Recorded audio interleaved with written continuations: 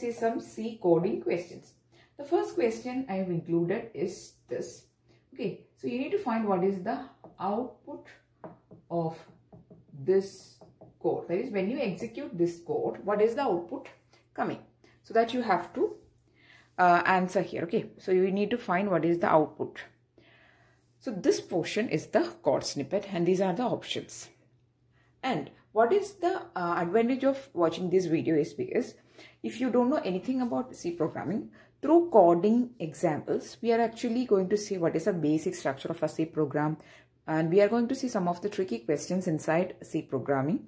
If you are attempting any electronic exams, you know that C language is very important. And also, if you are preparing for some of the software companies also, it is also then very important. Okay, so let's see. The first question is this. Output of this code you need to find.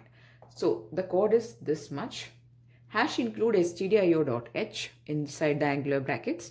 Then int main, there is opening braces, int a equal 15, printf %d a. Then return 0, semicolon, closing braces. This is a very simple program and I really hope that you have understood that this program is trying to print the variable a. So whatever value you have been passing to a, it will try to print it. Okay, so that is the importance of this print function. I hope that you have seen this print function. If you have at least heard of 2-3 lines from C programming, you may have heard of this print and hash include stdio.h, these statements. Okay, so I'll give you a very quick recap of all these things. Now, starting from this hash include stdio.h, I won't be giving all much details because everybody will be knowing this. So hash include is a include a statement which is trying to include some of the library files or predefined files, which is having a lot of built-in functions, a lot of predefined functions within it to this program. So whenever you are importing this file, you are actually giving the permission for this program to access all these built-in functions or all these predefined functions from this file. So this stdio.h is actually a file which is having a lot of functions, and from these functions you can access all those. That is the advantage of having this hash include statement. Then you can see there is an in main. From this opening bracket after this main function, main is actually a function. So this is representing a function. Opening and closing this brackets are representing functions. So from this main function, opening bracket, the execution of your code will actually start. Okay. Now, whatever you are writing within these two braces is actually your executable portion of the code. So inside this code, you can see there is a variable being declared, int a equal to 5. This variable is a. A is being declared as int, means integer, and a is assigned a value here also, that is 15. So there are two things done here. First, we are declaring a variable named as a, then we are assigning a value 15 to it. Then in the next statement, we are actually trying to print that, that is whatever value present in a, we are trying to print it. And you can see inside the printf statement, which is used for printing the values. Inside the printf statement, you can see there is a 2 double quotes. Inside that, you can see a %d. Now, what is %d?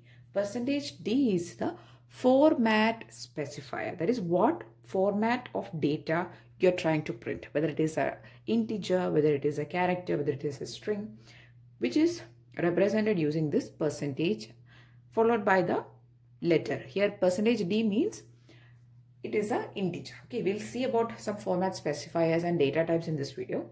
So anyway, just know that this is format specifier, specifying the format of your variable a. Now, if you give like this and then you give an integer, means it will print out the integer value present inside a, which is nothing but 15. So return 0 means this function is actually not returning anything. Whatever you are doing is inside this braces, and it is printed here itself. No value is being returned to any other thing. So return 0, then closing bracket. So this is a very simple C programming. Now, the question is, what is the output of this code? So what will be the output of this code? This is a very simple code. You cannot really find any sort of error here. So it has to print the value equal to 15, since we are passing the value 15 to A. So the correct answer from the options: A is equal to 15, B equal to 1, C is equal to 5, D garbage value. The value has to be A equal to 15 should be printed inside the console, or the 15 number, or you will get a 15 as an output. Okay. So this is a very simple program. Generally, whenever we start learning any language, the first program we learn is Hello World program, right? So here, rather than using a Hello World program, we are just studying how to declare a variable as an integer, then how to pass a value to it while declaring itself, and then how to print it. Now, let's see what are the basic data types of C. So the basic data types of C are, first one is char, which is representing a character, and the size of char is 1 byte. Okay, just note it. So we'll be learning these type of small things while doing this coding problems itself. Okay, rather than studying all the theories, we'll study here itself. Then short is another type of that is another data type, which is representing a short integer. The size is 2 byte. Then there is int. Int is representing integer. The size is 4 byte. Then there is long. That is again 4 byte. Then there is float, 4 byte. Then there is double, that is 8 byte. Okay. Then there is also a type called void, just not having any specific data type, just a void. Okay. So these are the primitive data types present in C programming. There are also other type of data types, which is there are derived ones. Okay, so we'll be seeing about all those things later, maybe in the next parts. These are the primitive data types present in C. So the most important ones are these ones. So if you are a beginner, you should know this much. Okay.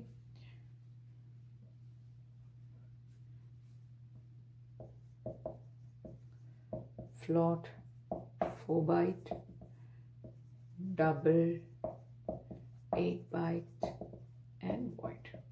Okay, so please note this. These are the most important and primitive data types present in C programming.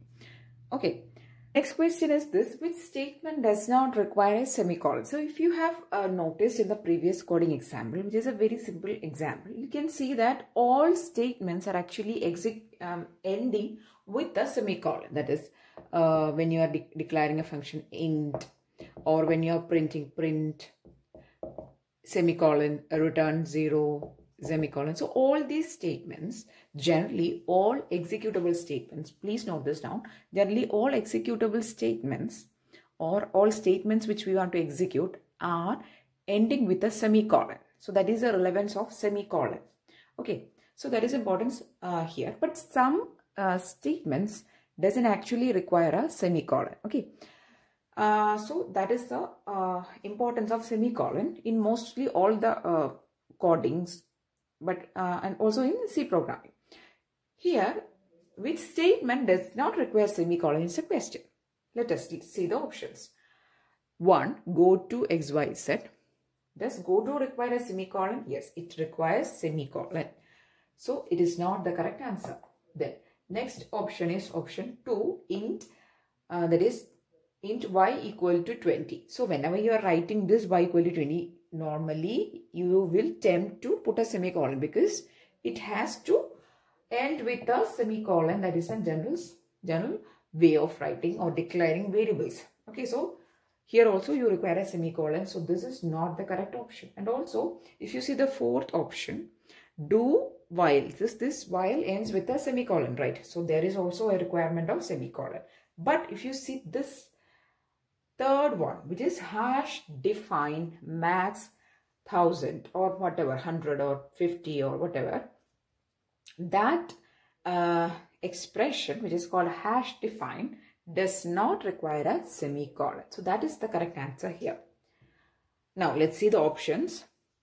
A, 1, no, 1 requires semicolon. B, 2, no, it also requires semicolon. C, 3, yes, that's the correct answer. D, 1 and 2, no. So the correct answer here is C, which is 3. That is this statement, third statement, hash define statement, does not require a semicolon here. Okay, so I hope this thing is clear. Now also, while doing this question, you should be aware that all executable statements in C programming should end with a semicolon. Okay, so now while doing two questions, in first question we have studied about the basic data types, about that is the primitive data types. There are also enumerated ones, there are modified ones, there are strings. Okay, so derived data types, yeah, that is a word. Derived data types, there is enumerated data types, but we have seen only about the basic or the primitive data types. And also I want to make a correction there. I have mentioned that the length or the size of long is 4, but the size of long data type, which is a long integer, is actually 8. Okay, so there is actually some confusion in some sites. There have been given as 4, but generally the size of long is 8 bytes. Okay, so please do correct it. Okay, so that's it. So in this question we have studied that what is the importance of semicolon, and we have also discussed that hash defined statement does not require a semicolon. Okay, so that's it. Next, I'm going to say the third question or the third coding example. Okay, so in this video, on this part, we'll be discussing all very simple questions. Some questions you may find it a little difficult if you don't know anything about C programming. But if you are like a code junkie or a coding person, then you will be finding this video as very simple. And I would request you to please skip this video and watch the next parts. Okay. But anyway, if you're preparing for any exams, I would always recommend you to watch this video till this end. So the next coding example is this.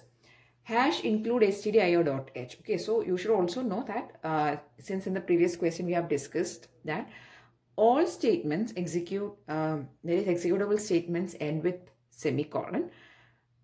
And we have discussed that hash define does not end with semicolon, and also hash include statement also doesn't end with semicolon generally if you use angular brackets. Okay, then the question here is you need to find the output. The inputs is also given, you need to find what is the outputs. So int main, the opening bracket is here, so from here the execution will start. You're declaring 3 variables as integer, a comma b comma result, res. So this is how you declare variables together if they belong to same data type. So these 3 variables are integers, so you can define it a comma b comma c, or here it is result. Okay, then the next statement is a scanf statement. Now what is scanf? Scanf means if you want to take some input from the user, so that is called scanf. Generally you scan a picture or scan a document. So just like that, you are taking something, it is called scanning. Then you're printing something, means you're giving the output. So scanf statement, %d. So there is no colon, there is no comma or anything in between these %ds. You are just writing two %ds together. Okay, %d inside two double quotes, and then ampersand a comma ampersand b.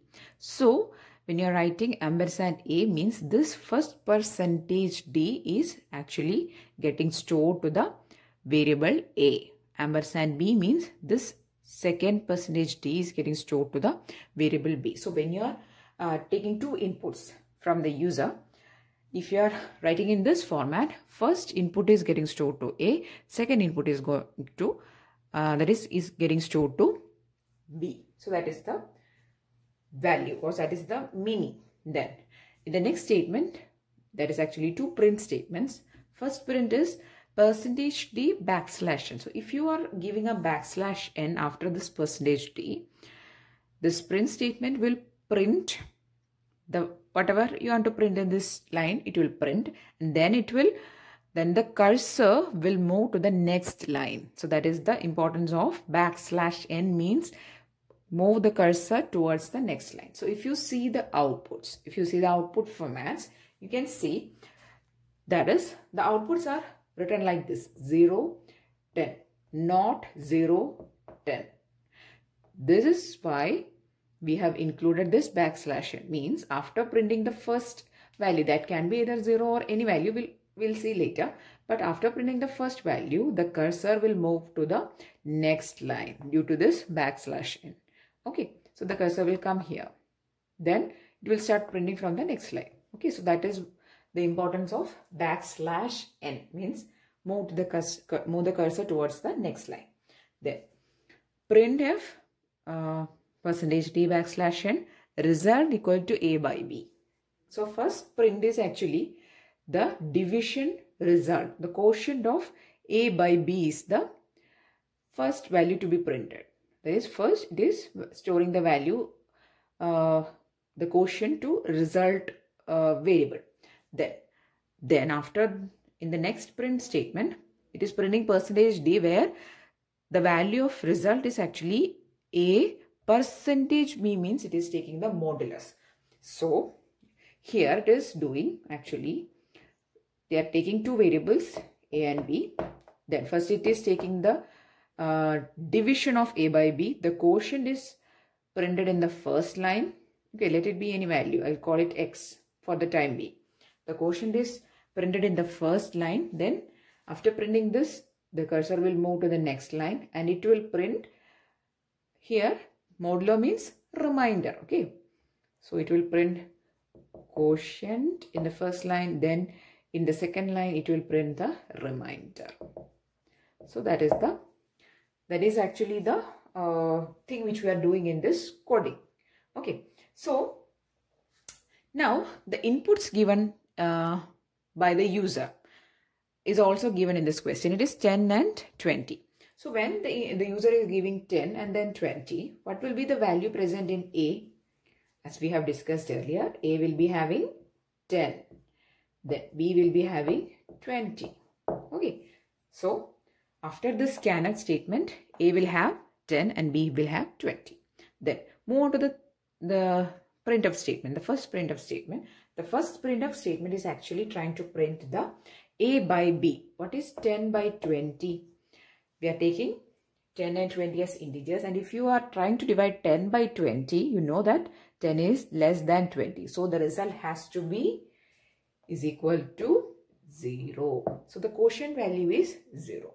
So in the first line of your output screen, so these programs, when we generally execute in a computer, you will be having an output screen, right? So in the first line, you will be having result equal to A by B will be getting printed. So that is nothing but 0, because 10 by 20 is actually 0. Okay. So in the first line we have 0. Then after printing 0, due to this \n, the cursor will move to the next line. Now the cursor is here. Now it is trying to execute this printf statement.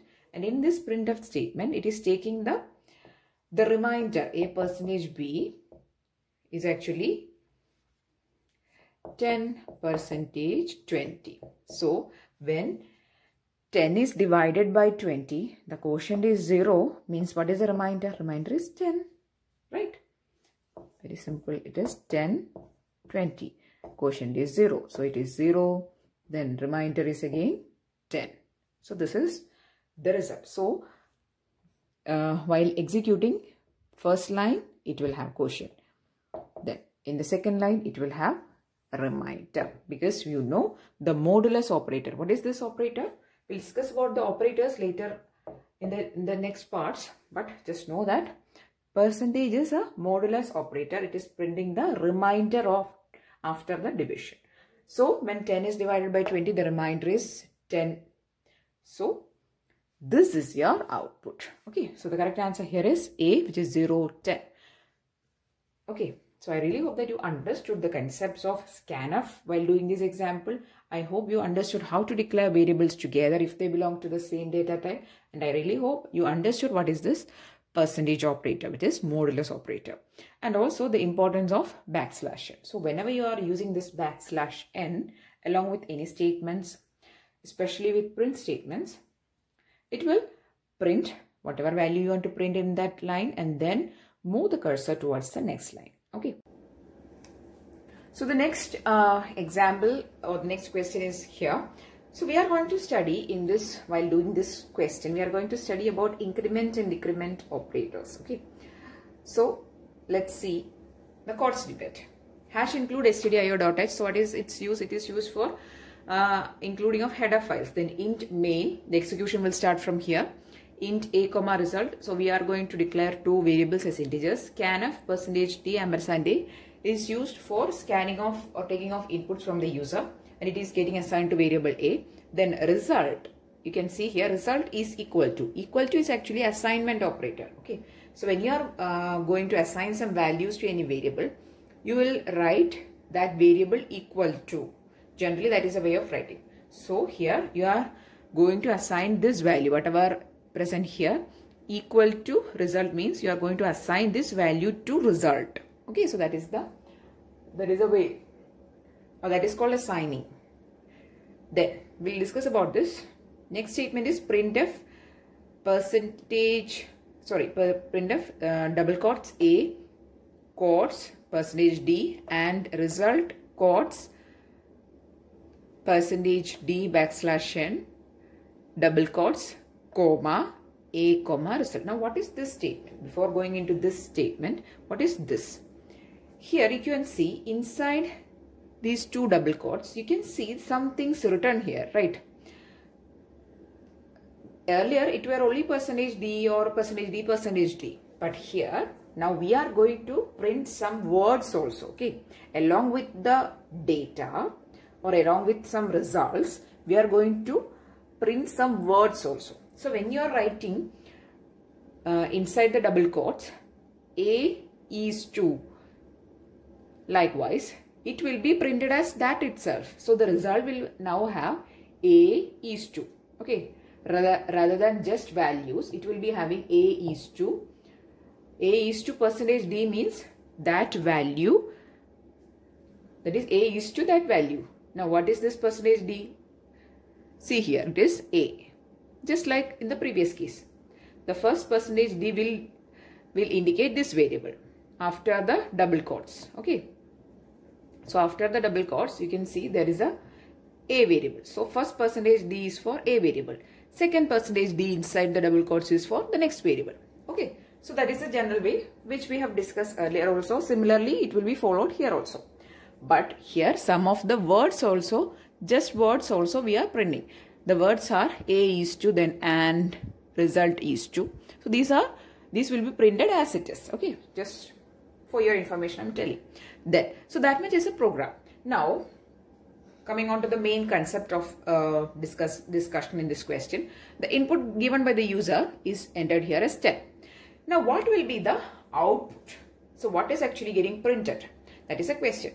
Options are option A is to 9 and result is to 10. See here, A is to, first value will be 9 or result is to 10 and result is to 10, or option B, A is to 10 and result is to 10. C, A is to 9 and result is to means quotes. Okay, so that's why I'm saying is to. Quotes 9, D, none of this. What will be the output of this coding snippet or this code? So all these things depend on this assignment operator or this assigning statement. This statement here, right? Now, what is the answer coming? Result, we have to check what is the value getting stored in A, and we have to check what is the value getting stored in result, because at the end we are printing the values in A and result, right? So what is the value getting stored to result, or what is the value being assigned to the variable result. If you see here, it is written result equal to A minus minus. Now what is this A minus minus? A minus minus is called post decrement operator.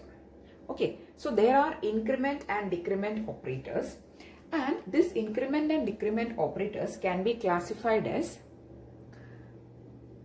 pre or post. Okay, so in this question we are discussing about decrement operators. Okay, there are increment operators also, but next question we will discuss about increment operators, don't worry. Okay, so we are going to discuss about decrement operators, which are used for decrementing the value of a variable by 1. Okay, generally by 1, or you can decrement by 2 also, but as of now we are discussing about decrement by 1. So decrement operators are used for decrementing the value of a variable by 1. So it can be pre-decrement or post. Now in this question we have used post decrement operator. Now what is post decrement operator means? Here you can see A minus minus, right? So it is coming after the variable A. So if it was minus minus A, then it is pre-decrement. It is A minus minus, that is after the variable it is coming, so it is post. Now if it is in front of the variable, it is pre. Now what is the difference it is making? I'll tell you. See, here there is a result, and we are assigning whatever decrement or increment or anything we are doing here is assigned to the result, right? So if we are using post decrement operator, means first it will assign the value of whatever value was present till that moment to the result. Then only it will decrement the variable A. Okay, so when you are using decrement along with A, we are actually trying to decrement A variable, right? So if it is A minus minus, that is if result equal to A minus minus, it will first assign the value of A to result, only then it will decrement A. So consider this input 10. So first the variables are declared A result, then scanf %D A. So now A variable is having value equal to 10, right? A variable is having value equal to 10. So when this line is executed, since we are using post decrement operator, first that value 10 is assigned to result, only then A is decremented. So after executing this line, what is the value present in result? It is nothing but 10. And what is the value present in A? It is, we are decrementing A by 1. So it is 10 minus 1, which is 9. I hope it is clear. So that is the importance of post decrement operators.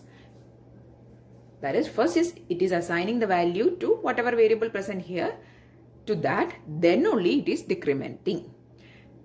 So it was earlier, that is before executing this line, it was A was 10. So result is assigned the value 10. Then A is decremented. So A will become 9. So the result will be A is first printed. So what is the value A? A is 9. Then the result is 10. So the correct answer for this question is option A, which is A is to 9 and result is to 10. I hope it is clear. So this question has become a little bit lengthy, but I really hope the concept is clear.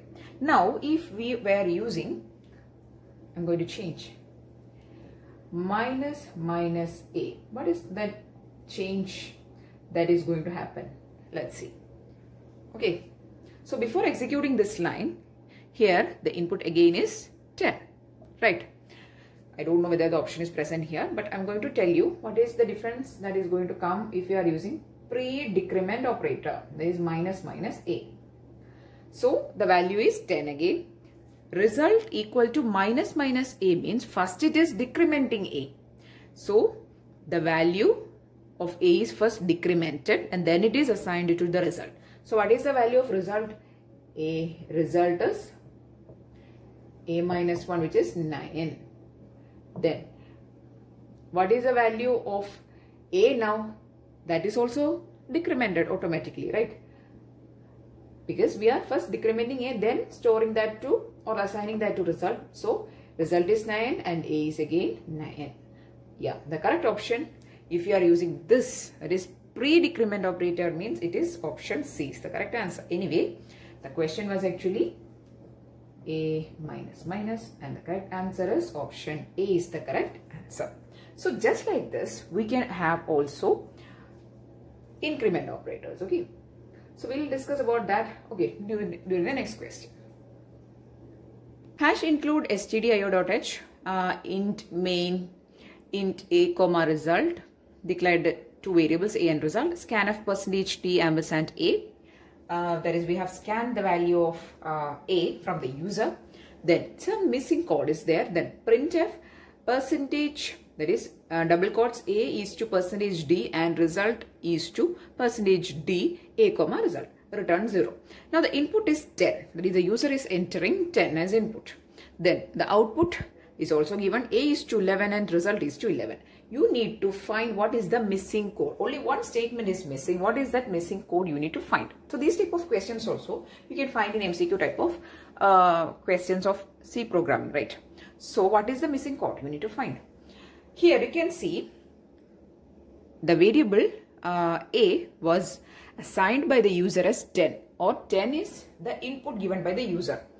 But the output, if you see, now the value of A is changed as 11 and the result is also 11. So how will be result assigned? Option A, result equal to A plus plus. Is it correct? If you give this statement, if you are assigning result A plus plus, first it will assign the value of A to result, which is 10, because the user has given us 10. Then only it will increment A by 1, that is A from 10 to 11. Okay, so that is not correct. Then option B, result equal to plus plus A. What does that mean? Result is assigned plus plus A means first it is incrementing A, then only result is assigned that value. That is, result is assigned the incremented value of A. So earlier, that is earlier A was 10. First it is making 10 to 10 plus 1, which is 11. Only then that 11 is assigned to A. That is the meaning of this operator. Now after, that is, if this code is missing, or if this is the actual code which we require here, what will be the value of result? It will be 10 plus 1, which is 11. Now what will be the value of A after this statement is executed? A is automatically incremented, right? So A is also 11, B is also 11. So this is the statement which we have to actually write here. I'll write it here. That is result equal to plus plus A. Okay.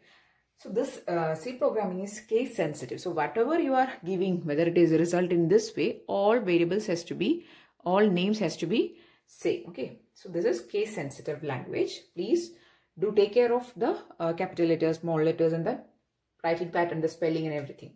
Spelling is anyway important in all languages. Also it is case sensitive. So if this is the code missing, then what will be the output? Result equal to plus plus A. So here the value is 10. And if this is being used, first A is incremented as 11, then it is stored. So the value of result is 11 and also the value of A is 11. And this code is executed, so the output has to be A is to 11, result is 11. Okay, and also, is return 0 statement required in all program? No. If you don't write return 0 also, then normally there won't be any error. Sometimes some programs can throw error, then you have to add return 0. Okay, it is not really important. So the correct answer for this question is option B is the correct answer. That is result equal to plus plus A. And what is this? Increment operators or increment operation is also again pre and post. This is pre-increment, this is post-increment. Okay, So just like decrement, this is pre-increment and post-increment operators. I hope the concept of increment and decrement operators is now clear to you. So before going into the next question, we are going to see the above format specifiers. Okay, I've already told that what is actually format specifier, and these are the important types of format specifiers. %D we have discussed many times by now. This for integer. If you want to pass on some integers, then it is specified as %D. For characters A, B, C or any characters, it is %C. For string, it is %S. We'll be discussing about all those things in the next upcoming parts. %F, floating point. Again, you can do a lot of variations of %F. We'll be seeing about it.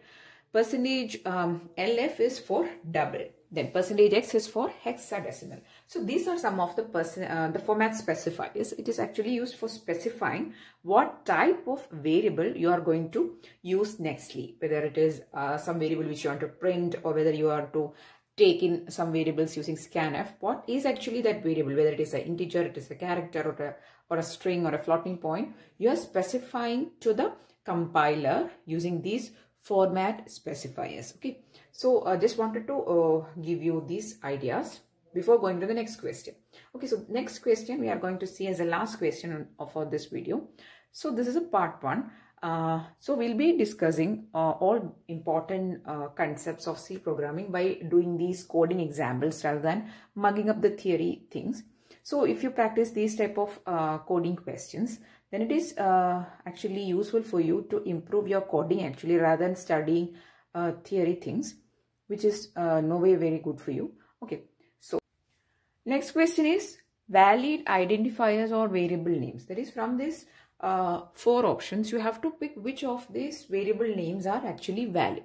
So while naming some variables, we have till now we have seen variables declared like int a, comma b, comma result, just like that. Okay, so there are some so these variables are also called identifiers. Okay, variable names or identifiers, you can call them. A, B and result are identifiers.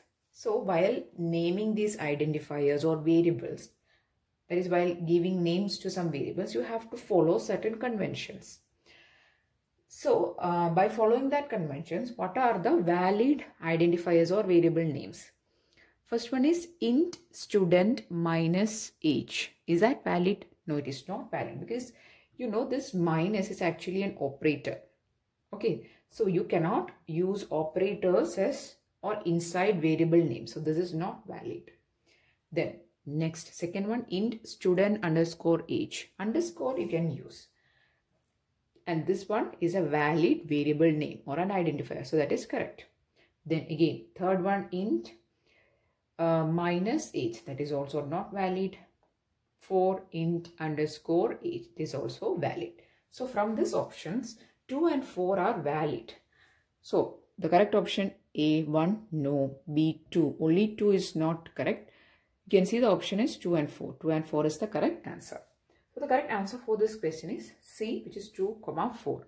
2 and 4 are valid variable names or identifiers. So now let's talk about the rules of naming these variables or identifiers. Okay. The first important rule is that you cannot use any keywords as identifiers, or you cannot use any operators inside the identifiers. You can use underscore, but you cannot use any operators like plus. Okay, that is one and the important rule. And it should start with a character or an underscore. You can see here, this is a valid one. It is starting with an underscore, and this is a valid one. It is starting with a character. So normally we use characters or underscores to start a variable name or an identifier. Okay. So whenever you are hearing identifier, you have to think just it is a variable name. Okay. So it should start with if you're noting it down, please note it. Anyway, I'll be posting these notes in the Facebook page. Okay. So it should start with a character or an underscore, and only 32 characters are really allowed in variable names. Then the spaces are not allowed. That is, you cannot use A, B. This is int A, B. It's not a identifier, because there is a space. You cannot have spaces in between the digits. Yes, digits are allowed, but again, you cannot use spaces in between the digits. There should not be any space. Okay, then you cannot use any keywords, and also most importantly, it should be meaningful. Anyway, it should be, we are writing all these codes for somebody to read or to convey something, right? So it should be meaningful. So these are the most important things or rules which you have to keep in mind while giving names for variables or while naming identifiers. Okay, so these are the things which we are discussing in this video. So we have discussed about the data types, which are the primitive data types. We have discussed about format specifiers, and we have discussed the naming conventions for identifiers of variables. And also we have discussed about the increment and decrement operators, and we have discussed all these through some coding examples. So I really hope that this video will be useful for you for preparing for competitive examinations, and also if you're preparing for any software fields also, it will be useful. So please do pass on these videos to those friends who's preparing for either software fields or competitive examinations. Especially for technical assistant examination, you can see that C language is also important, and also many people has actually mentioned in the comment section that please do videos on C programming, because they are not really familiar with C programming basics also. So I really hope that you found this video useful. If yes, please do give it a thumbs up and share it maximum. And if you want more videos, please do subscribe to the channel. Thanks for watching and keep on watching.